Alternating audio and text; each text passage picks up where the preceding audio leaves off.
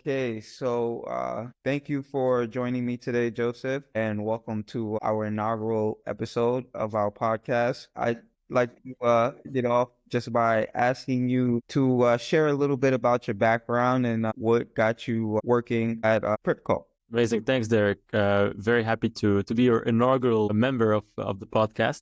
My name is Joseph Al. I currently live in Dubai. I am the general manager of PrypcoBlocks. Throughout my entire career, I've been working in Fintech, predominantly wealth management.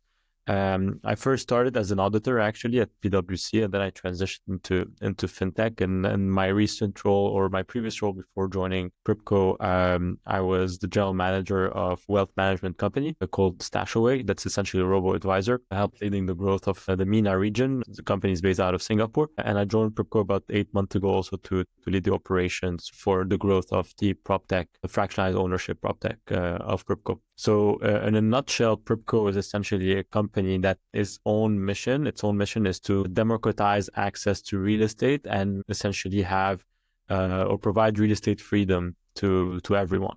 We have multiple business units, and the one that I'm managing is PrypcoBlocks, which is the fractionalized ownership model. So essentially is instead of buying a full unit or investing in a full unit, you have the opportunity to invest in a portion of that unit or in a share in a block. Hence the name PrypcoBlocks. And obviously you get all the rewards and returns and capital appreciation depending on how much you're investing and the portion of your investment. So if you invest in 10% of the unit, you get 10% of the rent or the return, as well as the 10% of the capital appreciation. So that's how it works. Awesome. That sounds really interesting. It sounds like your journey has been leading you here to where you can democratize real estate investment and help everyone attain that wealth and across the board. So that's awesome. Can I ask what inspired you to enter the prop tech space? For me, it's not really prop tech per se. It's more kind of the fintech space and more specifically the wealth tech, so investing in general. So I believe that there is a very big problem in the world, and here specifically in the Middle East, which is financial education and financial literacy. People specifically in Dubai will earn their income and really not know what to do with it. They either just spend it randomly or they keep it in a savings account and essentially lose money over time with inflation. So if you tell me what motivates me in life and what kind of wakes me up in the morning and just kind of go on with it, it's essentially empowering people to make better financial decisions on a daily basis. Whether it's by helping them securing their retirement plan or making sure that they're investing towards something that they believe in, just helping them out, kickstarting their investing career and so on. So that's what pushes me, and that's what essentially led me to start my career in fintech, and essentially also pursuing it across multiple organizations that does the same mission. That's great. That really resonates with me. As you know, I'm also in fintech as well, and I think a lot of what's going on in PropTech and fintech, kind of cross each other, and they share a lot of the same principles to help people and spread it across the board. I think that being able to teach and help people understand financial literacy is very powerful. I think we have some of the same issues here in the US where people just don't know what they don't know, right? So being able to spread that message and teach people is very, very powerful. Thank you for that. Let me ask, so it sounds like you've been in the space for a while with wealth tech and fintech. Can you tell me what problem are you excited to solve, and what would you say are the biggest challenges you see companies facing today? Yeah, I mean, a couple. I think the first one, and it's exactly what I mentioned, is financial literacy. So if we just put a bit of data to that, in the Middle East specifically, roughly 50% of the region's wealth is held in cash at the bank, compared to around 35% in Southeast Asia. And if you want to look at the US's figures, that's roughly around 20%. So people here in the Middle East would rather keep their money in the bank due to multiple reasons, geopolitical tensions. Also, the central banks or the banks system per se is not as mature as obviously the US or in Europe. So people would trust keeping that cash in a place that it's a bit more liquid rather than just investing it, but also access to information and access to data, access to platforms has not been also something that is a given. Right? People started actually investing here in the region. We've seen a huge spike similar to the US around the COVID, right? So people are just sitting at home trying to understand what they can do with their lives while being at home for about 4 or 5 months. So, and they started learning how to invest and how to invest specifically for the long run. So financial literacy is definitely a problem here. And if you're not putting your money in the bank, the second thing that usually people put money or invest here in the region is real estate. So me as an Arab myself, I grew up with my family telling me the first thing that you should own is your home, is a property, which might be true and might not be the case. So it really depends on your goals. It really depends on what you want to do in life. It depends on your priorities, right? So if your priority is, I mean, first of all, the first priority should be planning for retirement, right? So that's your long-term goal. But then if you believe that you can do or diversify your funds into multiple different goals, then that's what you should also be thinking about. It's not always about buying that piece of home. And that's what Prypco actually solves for. So you don't need to actually go and buy that full unit. You can invest in a fraction of it. So that's the second problem that I'm trying to solve, which is access. Initially, if someone wanted to invest in the stock market or any type of asset class, they needed a big lump sum amount or big capital to start investing. And you don't need that anymore. And that's the thing that a lot of people should also understand, that these barriers, we're just breaking them. The minimum investment on platforms such as Prypco, it's just roughly $130, 500 dirhams in our local currency. And that's it. That's all that you need to just start and kick off your investment journey in real estate. And you can find a lot of other platforms that can give you also the same kind of benefit or access while investing in different asset classes, right? So not specifically to real estate. So these are the two challenges that essentially try to solve: literacy, but also access to investing in general. Awesome. I think, yeah, you hit the nail on the head, right? During COVID, I think a ton of people were definitely diving into ways that they can really grow their money and trying to understand the best ways to do it. And I think platforms like PrypcoBlocks being able to provide that access really is changing the game, right? So my question is, what challenges would you say are laying out ahead of you guys? What have you seen on this road to democratize access to wealth? I would say first is regulation. Regulation is a big part of it. So you need to make sure that, one, you are protected as a company, and two, you're protecting the client's assets. So we've seen a couple of cases with other companies such as FTX or even Silicon Valley Bank in the US that were mismanaging client funds at one point in time, and client funds were lost, right? So obviously some part of it was recovered in few cases, definitely. However, you don't want to be in that situation. So you need to make sure that regulations are set before obviously enabling such a solution. And so the first challenge that any company would face is identifying the regulations and making sure that they are the correct ones, and being able to operate under such framework.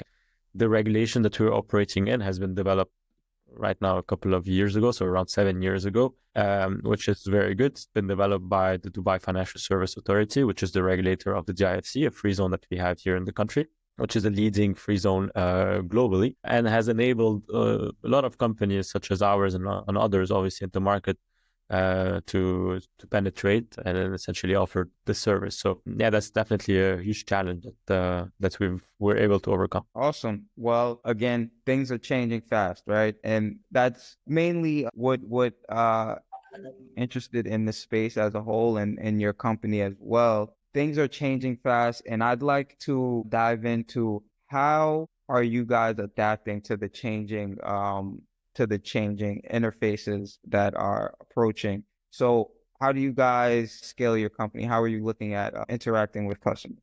Yeah, I mean, customer is at the core of the business, which means that their demand is essentially something that we need to take into consideration. One is making sure that we have a lot of properties on the platform, making sure that they are able to access or diversify their portfolio across multiple units, whether it's in Dubai or not. So the idea is global diversification. So we don't currently do it, but what could potentially be next is expanding into different geographical locations. So why do you need just to own piece of Dubai where you can also own a piece, let's say, of the US, right? So again, the problem of regulation will come here, but that's a different problem to tackle. So this is number one. Number two is how can you use technology in your advantage, right? So we're moving towards an environment or a world where AI has been the theme of in the last year and a half or so. So how can you use AI not to drive investments, and I'm personally against that, but to drive data, to drive information, to drive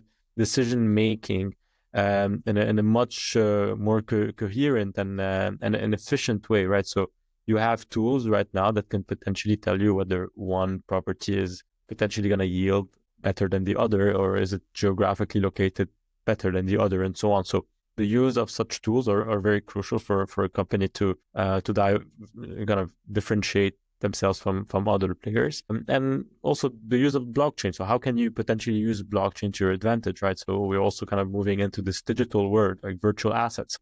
How can we move into that direction? So these are all the questions that we're obviously raising on a daily basis as an organization, and tackling them as part of our core mission. Awesome. That's great to hear. Those are definitely the top two emerging technologies, especially when it comes to investment. I think blockchain is going to be really huge for the fintech, PropTech, and wealth management space. So it's great to hear that you guys are, considering those technologies. And so I guess with those being the technologies that are going to impact the industry the most, what is your experience with them? How do you guys see you implementing them moving forward? Yeah, I mean, as I mentioned, there are a couple of things that we need to take into consideration. One is definitely regulation. So if you want to use artificial intelligence or even blockchain, you need to make sure that you have a framework that allows that. So I think step number one for us to implement is to work with regulators and making sure that these frameworks are good to go and we're able to kind of work on them and offer them to our customers. And number two is protecting the client, protecting the assets. So these are obviously new technologies, which means can bring up new questions, right? So also the educational part doesn't stop on the fact that you need to educate on the best practices of personal finance anymore. Now you need to start educating on the best practices of AI and the best practices of blockchain. What is it and how can it help you, and so on and so forth. So this is how I would approach this implementation. So first, kind of making sure everyone is protected, and at the same time, everyone is well educated to start utilizing these platforms. Absolutely. I think regulation is definitely paramount. You have to make sure that everything is done properly. And also, I believe that, education is super important because you want to make sure that your customers know exactly what they're doing and how they're doing it and why you're doing it, and that they're protected, as you mentioned. So that's very, very important for sure. I want to dial in a little bit more on the education portion. I've seen a ton of PropTech companies go the content creation route to help educate, the market a little bit better. Have you guys explored that? Do you see that as a great avenue? Yeah, absolutely. We do a couple of things. One, content creation, 100%. So on social media, we do a lot of these small reels, video, TikToks that kind of give a bit more information about our product, but also the industry itself. We write a lot of blogs as well on social media, and we also kind of write op-eds in the news not specifically on our website, but like other media publications as well. And also we have we run a program internally that is a part of our corporate social responsibility, where we go to employers and teach or educate the employees about the best practices of finance. So how to create a budget, how to build an emergency fund, how to start investing, how to plan for your retirement, whether it's best for you to buy or rent an apartment in a given situation. So all types of personal finance topics that you think about on a daily basis, but you never actually apply. We do this obviously free of charge, and we don't promote our company. This is again part of our CSR, because we believe that this type of education is needed anywhere, and that should also actually be implemented at schools, not in your workspace, right? So it should be implemented way early on in your journey. So these are kind of the activities that we do, and we're really proud of what we're trying to achieve. Awesome, awesome. It sounds like you guys have really hit the ground running when it comes to that, and really spreading the message out not only through your avenues but through other channels as well.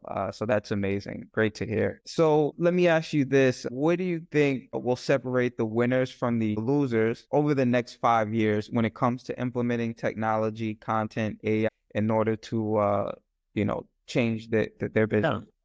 Just be ahead of the curve, listen to your customers, and don't be afraid to fail. Like if you don't try, you won't be able to know if it's going to work or not. And even if you fail, keep trying and come up with new ideas. And that's how a leader kind of sets himself apart from different companies, right? So they are the ones initiating, they are the ones innovating, and the people that follow just copy, right? So that's the only way for you to grow. And if you don't, if you're not able to learn from your mistakes, and you're not even to initiate new ideas, right? So that's the most important thing for me. That's for a business or even for an individual, right? So that's also my advice to a lot of the team members that I give here. So don't be afraid to make mistakes. It's okay.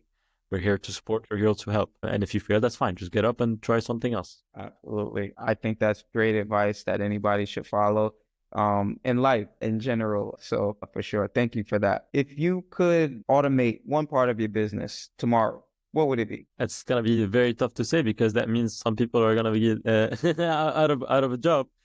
I won't say really automation. I mean, yeah, it's still part of the automation part, but it still needs a lot of people involved in this to kind of make sure that everything is in check. But I would definitely put uh, a kind of an AI tool or an ML tool on the sourcing side of things and the property, just making sure that we're correct, that we're identifying the right properties to list on the platform. And it's something that we're currently working on and implementing. And I think that could also be a game changer in the market for sure. Absolutely. That sounds amazing, man. It sounds like you guys are really at the cutting edge and living what you talk about. So that's awesome. I'm happy to hear it. Thank you for having this conversation with me. Where can people find you and connect with you? Yeah, so you can follow PrypcoBlocks on Instagram and on TikTok. You can also follow Prypco, the company, on LinkedIn and get all the information necessary. And you can connect with me also on LinkedIn, Joseph Lam. Happy to answer any questions that you guys have. Okay, sounds great. Download the app as well and start investing. Anyone can invest from all around the world. You don't need to be UE resident to have access to a piece of land in Dubai. So, or a piece of apartment in Dubai. So even if you're residing in the US, you can still invest on PrypcoBlocks. Absolutely. Listen, that's amazing. I think a ton of people in the US would love to take you up on that offer because I think Dubai is a very desirable place to own property. And if you can own a fraction of the property, that lowers the barrier to be able to get in. So that's awesome. Thank you. Thank you for that, Joseph. First there. And I'm going to sign us off now. Amazing. Thanks for having me. No problem.